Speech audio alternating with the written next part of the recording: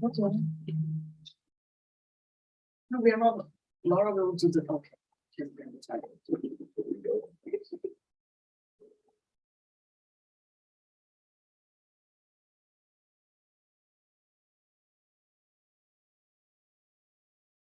Hello, everybody, and welcome to this Trade Development and Environment Hub webinar.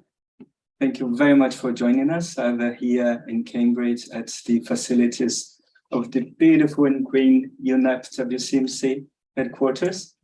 And welcome you all joining us from wherever you are in Brazil, in Indonesia, in Congo, in Cameroon, in Edinburgh, and everywhere. Welcome to this webinar.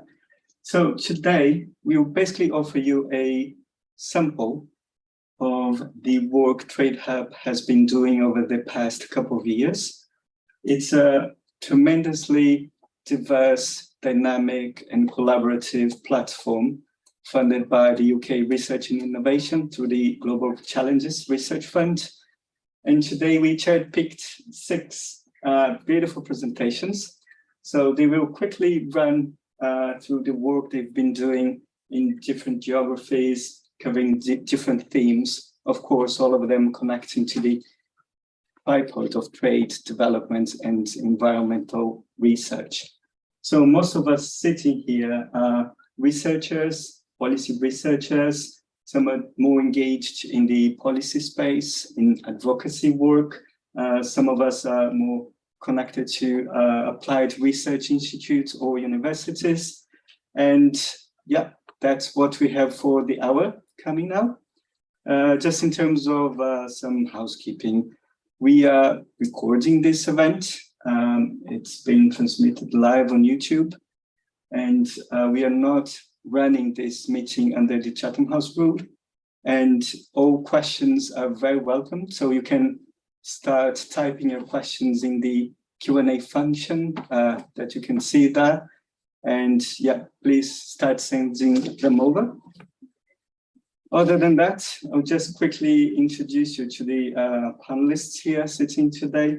So we have Joseph Kangile here on my left side. Say hi, Joseph. Hi. From Sokoine University of Agriculture in Tanzania. As a second speaker, we have Anya Ahrens from Royal Botanic Gardens in Edinburgh. Thanks for joining us here. Thank you.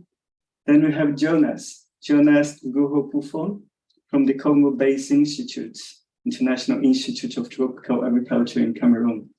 Thanks, Jonas, for being here and sharing some of your experience with us. Then we have Luis Nakagawa from SEBRAPI, the Brazilian Center of Analysis and Planning.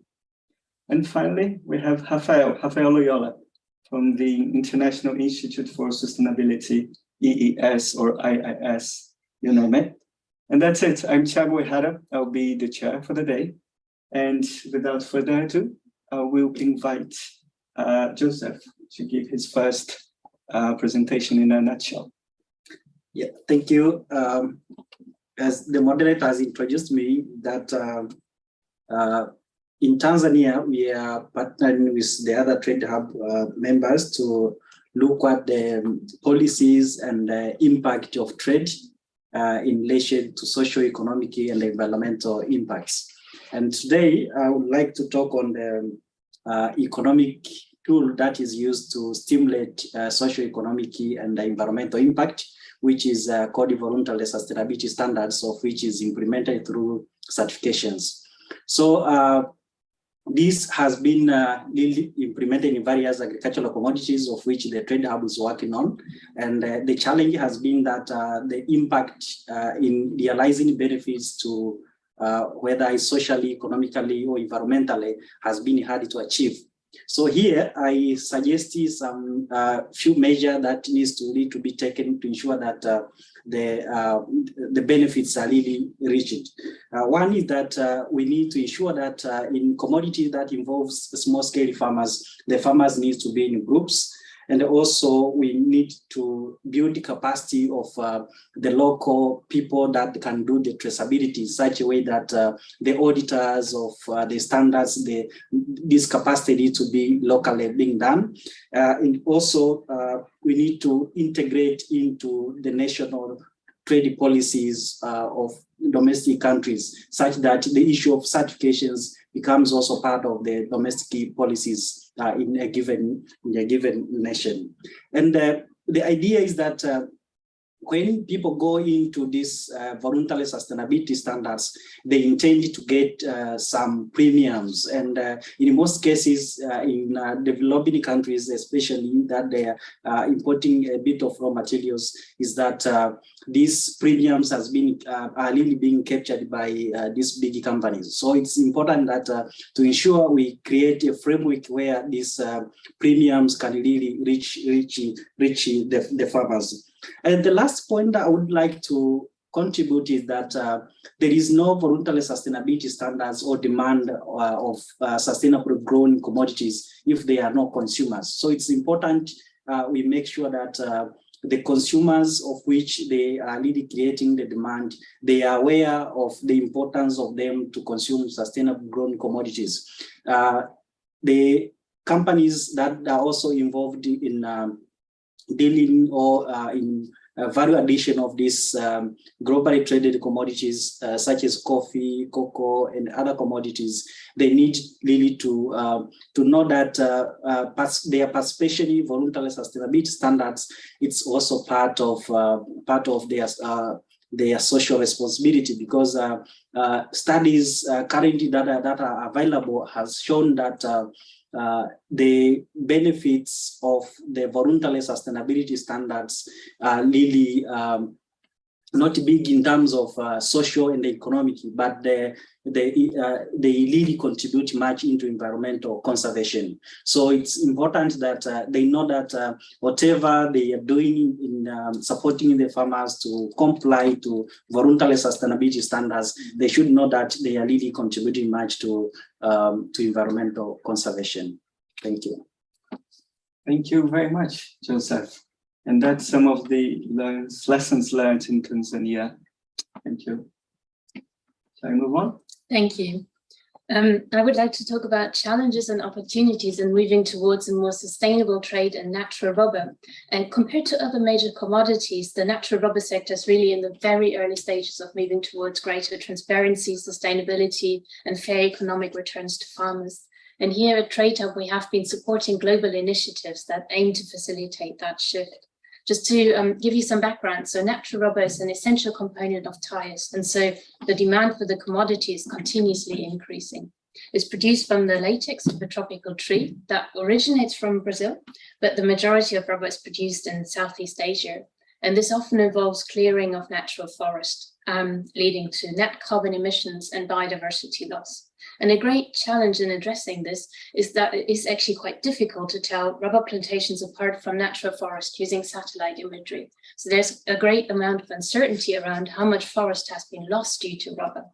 And currently available figures may underestimate the problem, and consumer awareness in the case of that particular commodity tends to be low. And so at Trade Hub, we are addressing this by using cutting-edge remote sensing technology to map rubber plantations and associated deforestation.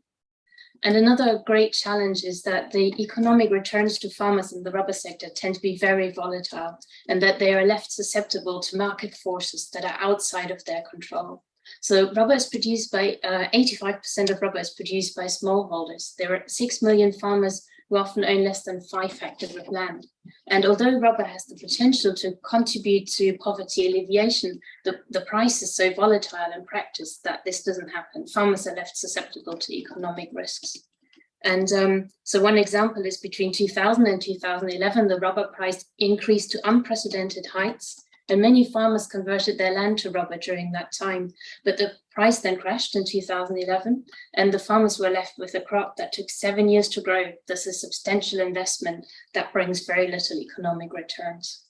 And here at Trade Hub, we've done research on the economic impact of that on farmers, and found that many rubber farmers can no longer live off tapping rubber alone, so they're forced to look for alternative incomes. And that often involves migrant labor, and a step back in gender equity, whereby men are looking for work in towns and women are left to look after the farm and children. And we also observe that when prices are high, the plantations are often established in areas that are of marginal suitability, so where there's a high risk of low yields or of plantation failure. And then, of course, these plantations, once the price is low, are no longer lucrative. So the volatile price really drives loss-loss scenarios, whereby forest is cleared for a crop that does not bring sustained economic returns, the classic boom and bust scenario, essentially. And so farmers really are in a weak position because, simplified, there are 6 million farmers who are competing with each other on price against 20 major tire makers, and middle companies are further squeezing the margins. And so, just as you said, one potential solution to that is that smallholders team up as groups and jointly negotiate a price, and in doing so, ensure that the price offsets the added cost of sustainable production, and if they wish to obtaining a certificate. And so here we are collaborating with the Forest Stewardship Council, who award the FSC label to rubber products that are not associated with deforestation or violation of workers' rights. And that is only awarded if the entire supply chain corresponds to FSC standards.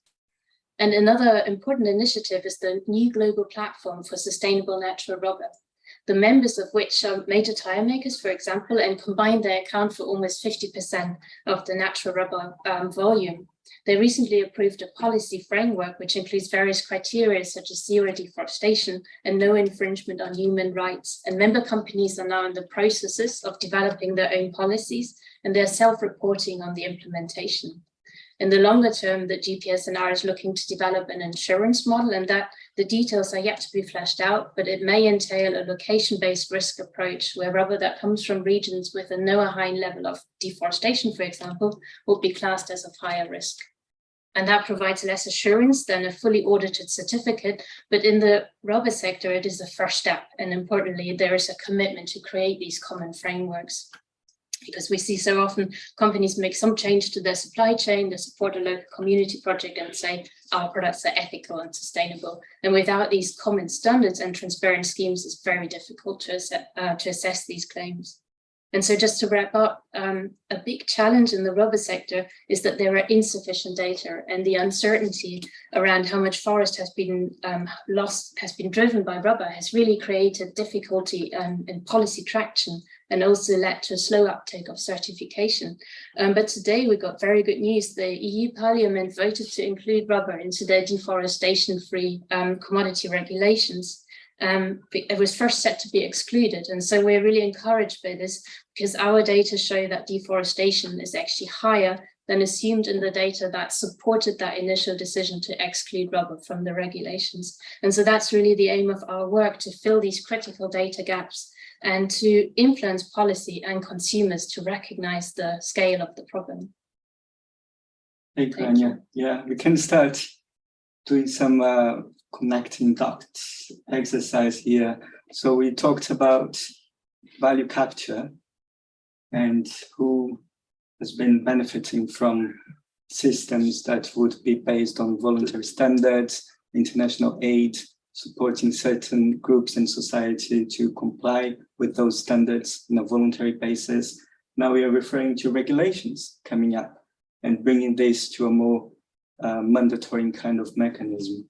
And now we move to have a presentation by Jonas. Yeah. So Jonas will bring some elements that concerns livelihoods and biodiversity in Cameroon. And are there solutions? Can we do better? Okay, thank you. So I'll start by introducing the context. But cocoa is very important for Cameroon economy. As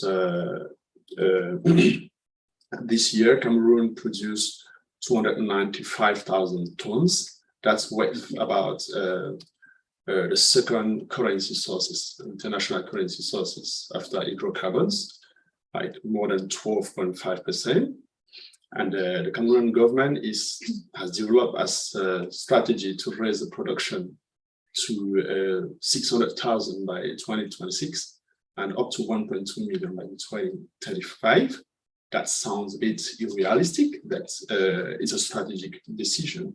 And at the same time, Cameroon is engaged in initiatives like contributing to Paris Agreement, reducing emission from agriculture, while cocoa is a main commodity traded internationally, and also the free deforestation commodity getting in with some conflict into compliance between national law and international law.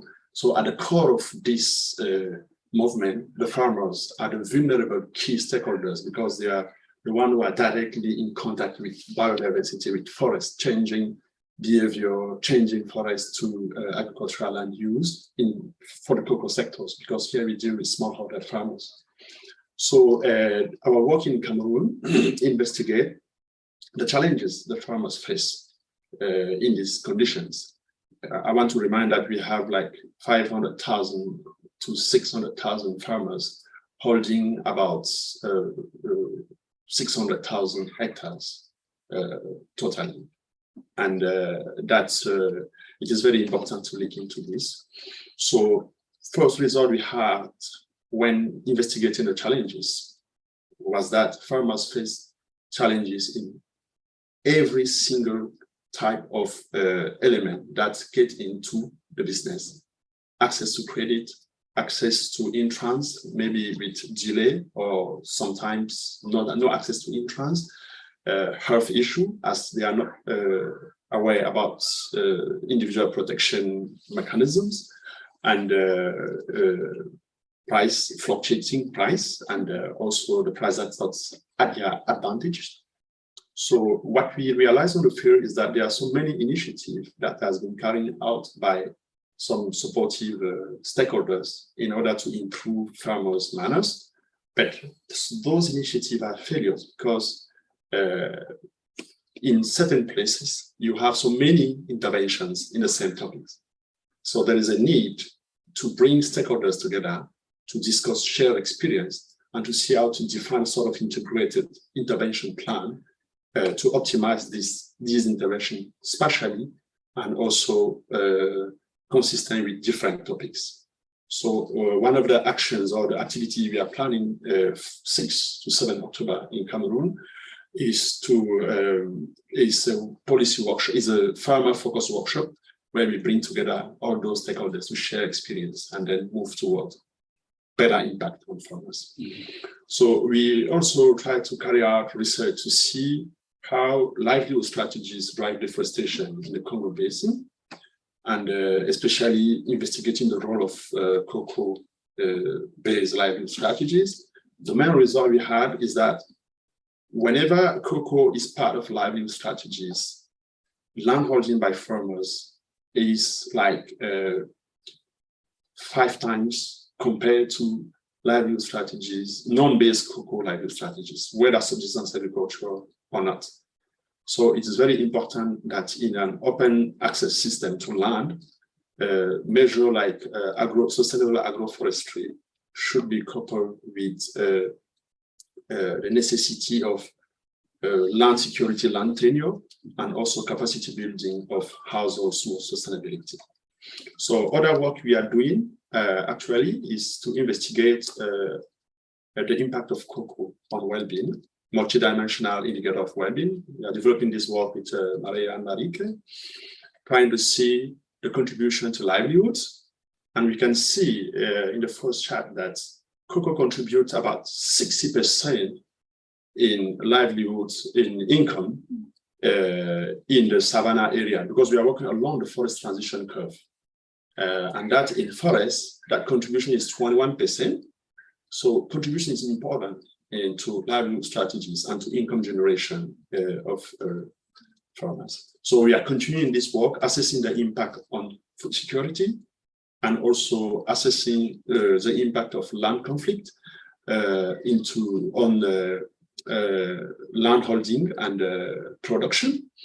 And finally, another work we are doing using various methodologies, including choice experiment and biodiversity assessment in plot, is to assess the interaction between cocoa production system, biodiversity, and ecosystem services in these still along the forest transition curve to account for differences in the characteristics of production basins. Thank you.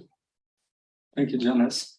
That's great that you bring more of the elements for the development discussions when it comes to food security, sustainable livelihoods, and poverty eradication inequalities. It's great to hear that through Trade Hub, we've been able to gather people together, communities together, and to give them a platform to be contributing to processes of land use planning. And good points on agroforestry, capacity building, as well as land tenure as essential ingredients for sustainable fair trade systems. So thank you, Jonas. Thank you. Louise, would come next. Yes, sure. Well, I think that I could start sharing that with SEBAP, Imaflora is also developing a study, a research. And in SEBAP, we are trying to understand the socio-economic impacts from the soy expansion, but also the interdependencies between beef production and soybean production between Amazon and the Brazilian Cerrado. I think that both biomes are connected, so the impacts are not isolated. So it's important to take a look on this. And considering our studies, I think that something that I could share with you that is the main topic is when we were analyzing the socioeconomic indicators such as income, GDP, inequality, employment, and other social indicators, we have a very different dynamic between the soybean producing municipalities in the whole country, not only in the Amazon or in the Cerrado. So in a few municipalities, you have more positive indicators, better indicators than in different places. And we are talking, again, about soy production municipalities. So the impacts from the soy expansion, they are very heterogeneous. We cannot say that the soybean production brings increase in an income, better quality of life to this, create jobs and so on. You can see this happening in the regions, but not in the whole municipalities that are very important in terms of the soy production in Brazil. And this is also important to bring the idea of sustainability. What kind of sustainability we are talking about? Because when we analyze the data, generally the literature review will bring the deforestation, the conversion of native vegetation to the table.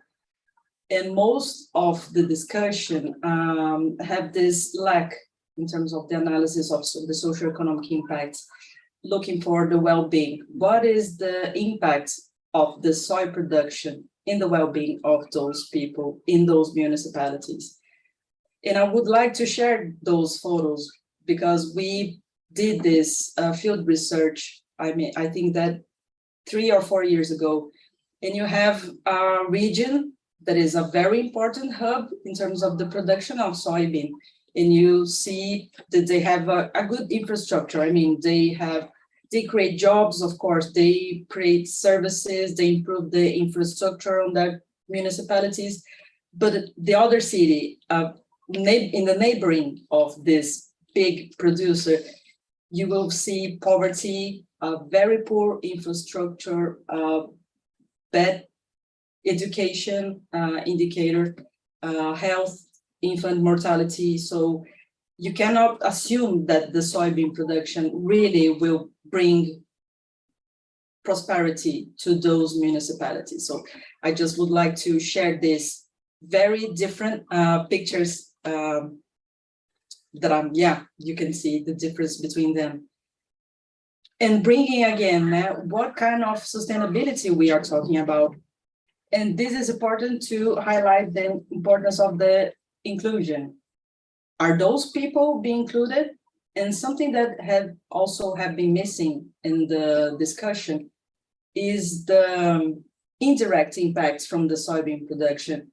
Because when we go to the field work, when we do the literature review, we see that we have a lot of impacts in the traditional populations, indigenous communities, rural workers. we have an imbalance between gender. We also have problems in terms of food security, conflict, and violence.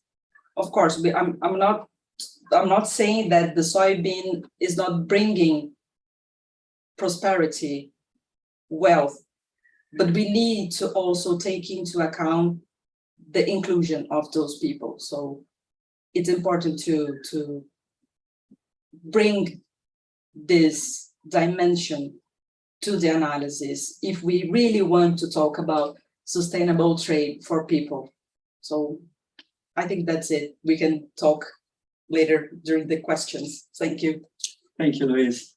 So if I understand you well, you're saying that inclusion is a component of true or strong sustainability. It would need to be It integrated. needs to be integrated. Yeah. Okay.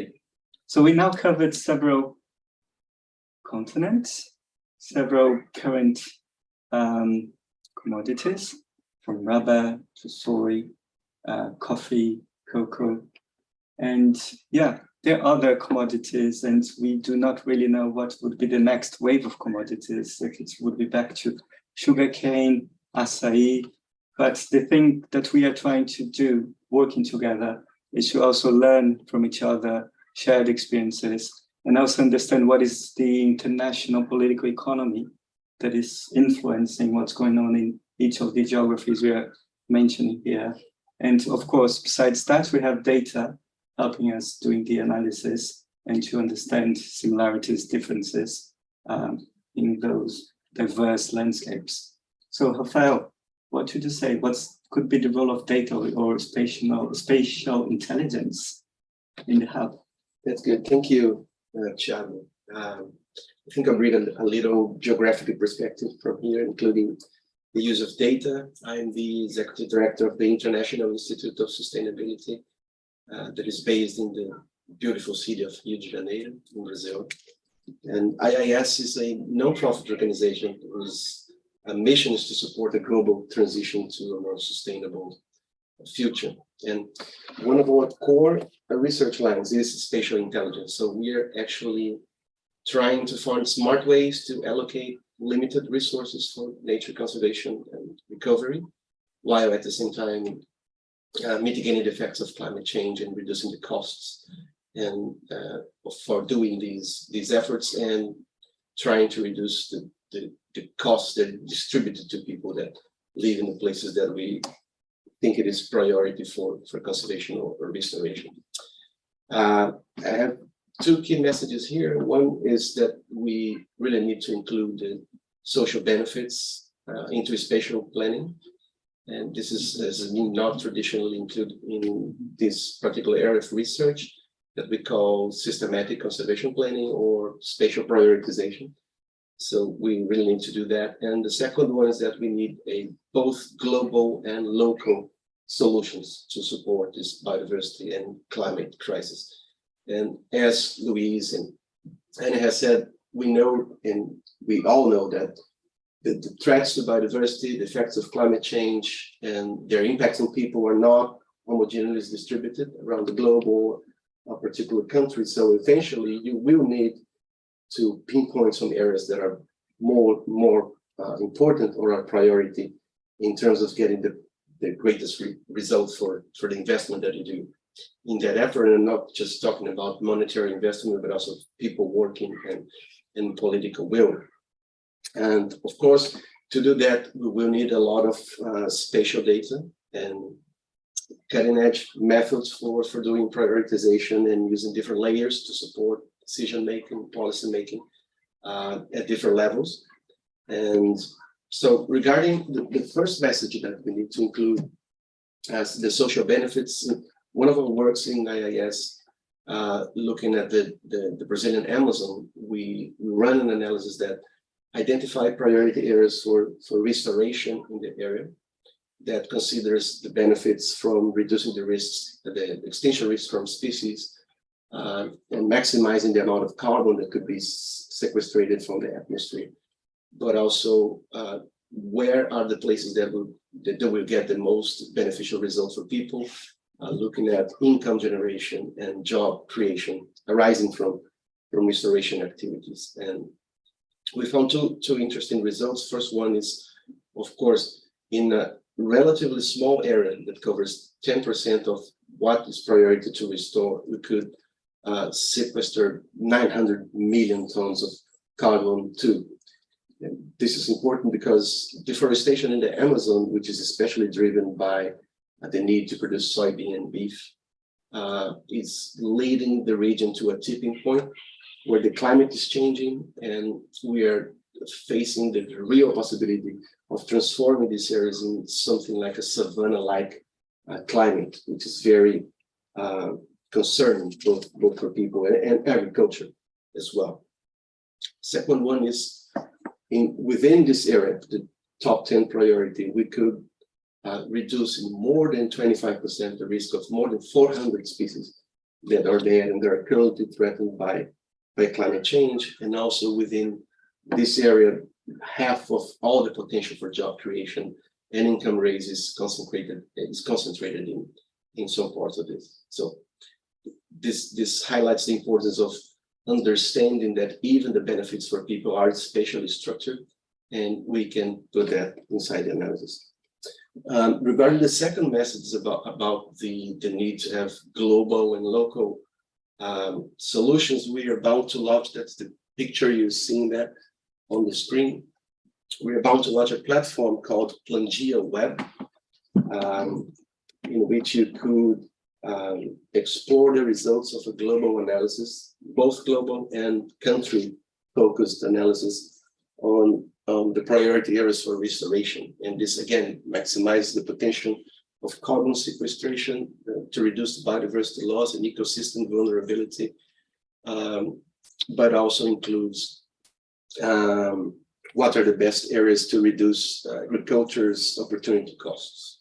And you can look at that for each country across the globe or globally to understand this. Hopefully will help us to discuss the targets that we are trying to establish in this post-2020 global biodiversity framework. This has an interactive map that you can see, and some statistics in which you can look at for a particular region or a country of interest and try to understand what would be the best benefits for it. Hopefully this will go online next month.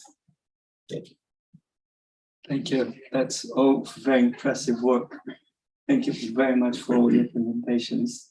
And besides these six presentations here, we are sharing with you a few of other resources underpinning the analysis and the recommendations they are putting forward right now. And also in our collective website, tradehub.earth, if you navigate the publications, you can see what our colleagues, it's hundreds of researchers spread all over the world, producing cutting-edge knowledge on trade, development, and environment. So please go for those resources. I'm sure you find something that would be of interest to your own research or policy analysis. While we prepare to receive questions from the floor and from the online audience, I just wanted to ask one question to the table. In the latest map, Rafael showed priority areas for restoration, and those are basically global north countries, so US, Canada, and Europe. And we are mostly working here in projects trying to avoid deforestation, also promoting restoration, and there's a completely different emphasis and focusing basically in geographies in the global south. And this is framed under an international cooperation to support those dynamics. I wonder what your views are, or if someone wanted to comment on the different challenges global north countries face when it comes to trade, development, and the environment, and countries in the global south and the majority in the world in terms of challenges and opportunities they have in NAFTA. Maybe I can start. So as mentioned before, in the rubber sector, the relationship is very unequal. So you have 6 million very poor farmers living in countries with very little infrastructure. And then you have 20 big tire companies that produce for the high-end market. And that then leads to forest cover loss. It leads to negative impacts on these farmers when rubber prices are then suddenly low and there's no buffer for them. They just sort of suddenly lose their entire income. They sit with a plantation that is essentially took 7 years to grow, is worth nothing. They can't use the land for something else because they leave the plantation standing in the hope that maybe the price recovers again, go and look for migrant labor in towns. So there's a huge power imbalance. And I think it's very encouraging to see this increasingly addressed in the rubber sector, particularly with the certification model that, for example, FSC is pioneering. And even though they only certify a very small proportion of the market, I think they have, if I'm correct, 250,000 hectares of rubber production area that's certified. So that would be 2% of the production area. But that's already a start, and it shows that it can work. And I think that is very encouraging. And that certificate works through the entire supply chain. So it goes from the companies through to the small scale farmers. And yeah, I think that is the challenge we have to negotiate. And I think there are some encouraging examples that show it can work. Okay, I can see more just outcomes emerging from this kind of experience. Any other comments on the differences in the cooperation? Yeah, maybe I could point one. There is a big effort in terms of the soybean production in Brazil there's no need to open new areas to plant, to cultivate the soybean production. This new production could occupy degraded pastures, but there are several studies that shows that this is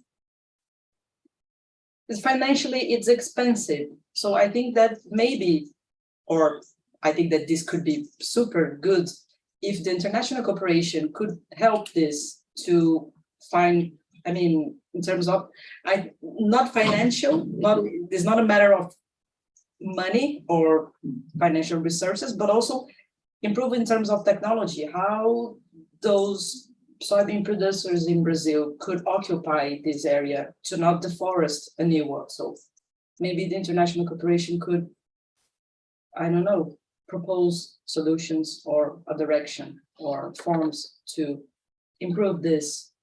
We are not talking about restoration, but not open new areas because there's no necessity. Yeah, there's no need to do this. This is my reflection. Thank you, Louise. This is just another comment that we're discussing in Brazil right now is that when we export commodities like beef and soybean, we're not actually putting the real price of the commodity. We're not including the costs of losing biodiversity and losing our ecosystems. So the externalities are not considered. So this is why we can export so much and get a good price for the commodity. But maybe we should start to think about the real price that it has and maybe put some kind of, I don't know, some kind of an extra cost that will be included that will support maybe this kind of transition and using already converted areas for planting costs and covering the costs of recovering that area for soy plantation.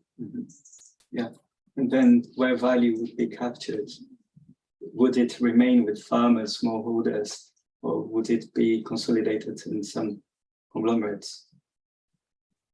I will, just ask if there are questions coming directly from the audience downstairs or from the internet. Okay. Hello, thank you for the presentation. I'm Eric Nana, University of Oxford in Cameroon, sorry. So following your interesting presentation, I was coming today, I have like 2 questions, I'll say. So following your panel discussion on the topic, I was hoping I'll learn how we could ensure for economic returns for farmers, which maybe I missed it somehow. So my question is to Jonas and Joseph, working in coffee and cocoa, which is in Africa.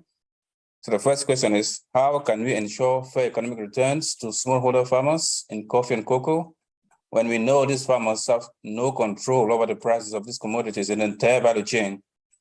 And the second question, don't you think these farmers should rather turn away from these colonial cash crops, which just maintains them in an endless cycle of poverty, And of course, I know no farmer in Cameroon eats chocolate or even drinks coffee, but they spend your whole lives producing this. Rather focus on agricultural local commodities like bush mango, which they consume and which the seeds are sold in local markets at 5 times the price of cocoa. Thank you. Thank you for the question. Okay, thank you very much, Eric, for these interesting questions. So let's start with the second question and the nature of the cash crop and also the return that may be greater for other commodities. What I can say is that evidence from discussing or from surveys with 100 cocoa farmers in Cameroon shown that return from cocoa investment varies from production basin to production basin. Around the forest transition area, around the Bangasina, that's almost toward the savannah, we found that cocoa yield greater income, and cocoa the yield is important and is profitable to the farmer. Even if I agree with all of us that the profitability is relatively low compared to what cocoa brings us income from the international market. That leads to the first question. So I think that it will be a bit not sustainable to think of switching from cocoa to one single commodity, like maybe bush mango, non-timber forest product, or subsistence agriculture, but systems that mix all the sources of livelihoods are more sustainable for some reasons. Cocoa in Cameroon is less raised for food security. This is some indicator we have from the work. Income of cocoa comes like once a year or twice a year. And the time it comes, the income is planned for changing the living standard. That can be building a house, buying a car, having some furniture in the house. While income from a non-timber forest product is still seasonal income. I think that would produce like 2 months or 3 or 4 months per year, and would be useful the time it produces. And at that time is different from the time we have income from cocoa.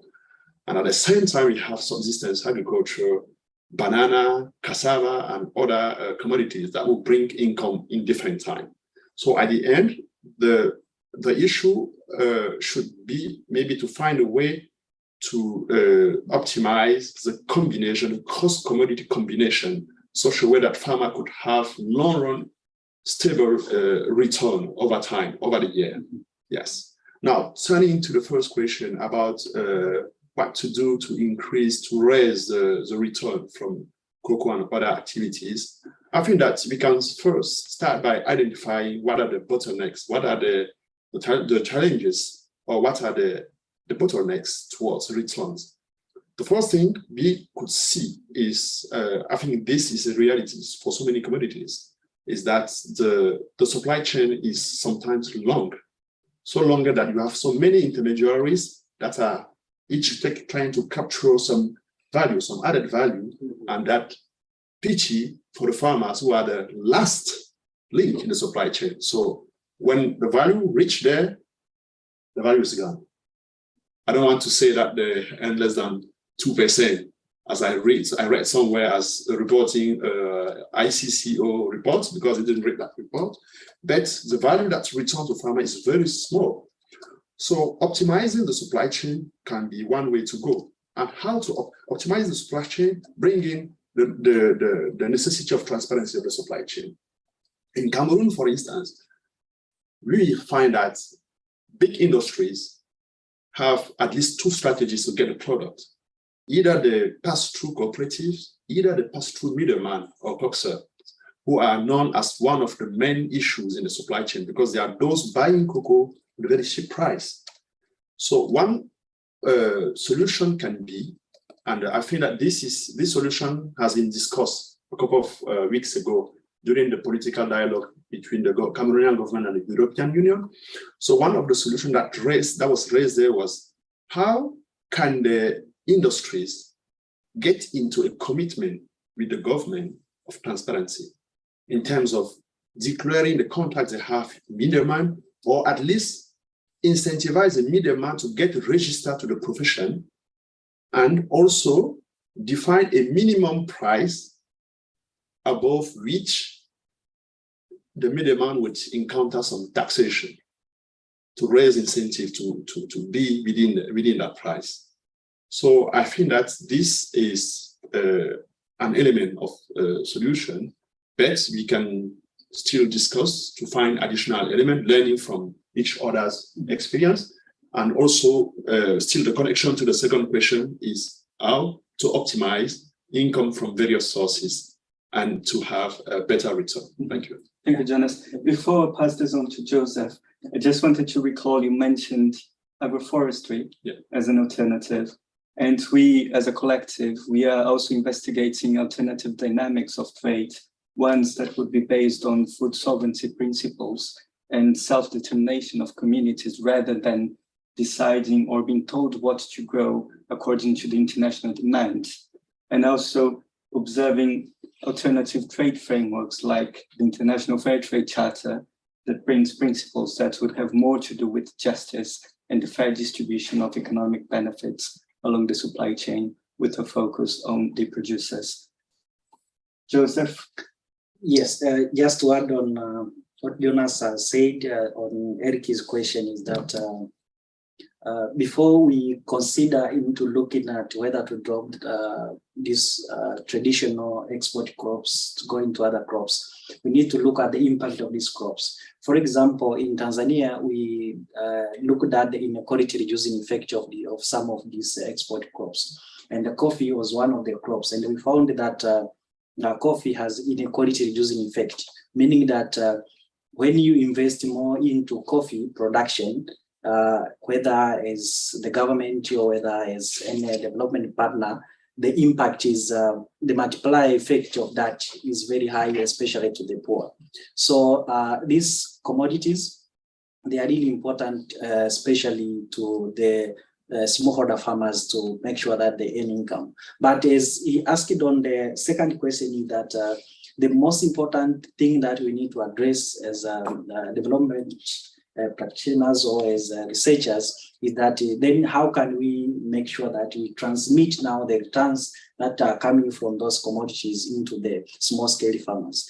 And one of the things that is to ensure that the incentives that are being derived, whether by governments or whether by development partners or whether by the company that are involved in those commodities, they really reach farmers. So it can be in terms of financial support, in terms of credit, so that we have credit is better terms to the farmers, maybe capacity building in terms of the improving the kind of technology that the farmer they use in production, whether adoption of better varieties and so forth. So there are various methods of which this farmer they can benefit. For example, if you look at coffee and other perennial crops, is that you find a farmer that they're using varieties of which they planted maybe 20 or 30 years ago. So translating them into these better varieties, I think could be one of the ways that they can raise productivity, and they, in return of that, then the economic returns can also be realized.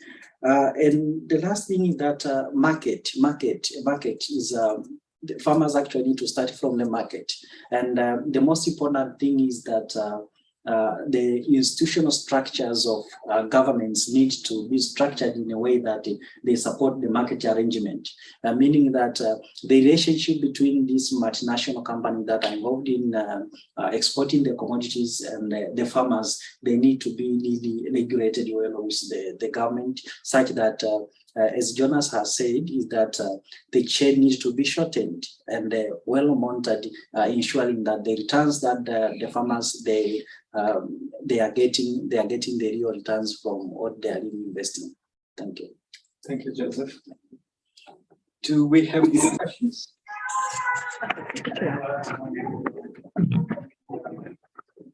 Hi, all. Many thanks for sharing such interesting projects. I'm Julie Sigles, focusing on on technology innovation for sustainable development and representing Gavea's Commodities Exchange today here. My question is for Rafael from IIS. I was wondering what are the kind of indicators you'll be monitoring through your new tool Plangia in terms of carbon sequestration, and how will these indicators help farmers implement and monetize carbon sequestration? Thank you. Yeah, thank you, Judy. The priority areas are thought to be, that's the potential amount of carbon sequestration that you can get if you actually implement restoration in those areas, different types of restoration. They should be linked with carbon markets, for example. In that particular example from the Amazon that I gave, we estimated the total revenue that would arise from selling the carbon from restoration. And that was a very interesting result because the resources that could be raised from the carbon market, they totally exceed the implementation costs of restoration. So although it is a large amount of money to do that, you can cover that just by selling the carbon that you could get. Of course, there is a timing issue around this. So restoration will take up to, in the Amazon, 10 to 20 years to see that area really recovered. But if you're selling the market like in some kind of a future market for the carbon, then you could get this. And this, of course, the benefits from this carbon and other initiatives like agroforestry or anything that will come up with restoration should be fairly distributed with communities, and they should be, from our point of view, also reinvested in a more sustainable system. So they will use that to increase their livelihood, ways of life, to increase in income at house, but also for helping them to gain scale in, for example, agroforestry and the other types of agriculture they're doing that are more sustainable than converting the land for producing beef, for example. Thank you, Rafael. A final question from the online audience that's directed to you, Luis, from Danielle Denny from Izauki USP. So in your field research, did you measure the use of the, I believe, the Roundtable on Responsible Soy and the impact of voluntary standards brought to communities? Thank you, Daniele. No, we didn't analyze the volunteer systems, but something that I can share with you is that during the interviews, we asked the producers, how is the impact of the certification systems in their decisions to don't open new areas, to not deforest or convert new areas of native vegetation. And they were really honest and state that it's expensive, and they don't receive the benefits. I mean, they are investing and they're not receiving something similar or to that something that compensate them the first investment. So it's a pity, but the RTRS and other certification systems are not on the table, I could say. And in Brazil, especially, I cannot tell you now the percentage, but it's very low of certification areas, soil certified areas. But thank you for the question. Thank you, Luis. I'm sorry to say we have to bring this to a closure. Please do reach out to TradeHub members. We are all listed under the tradehub.earth website about us, TradeHub team. Our emails and pictures are all over there. Same for the publications. Thank you very much for all of you here, you, the audience, people joining online and downstairs. Thank you very much. and be in touch. We are all open for future collaborations, learning from all of you. If you have other papers, experiences you wanted to share with us, report to us, please do. And that's it. Thank you very much. Thank you. Thank you.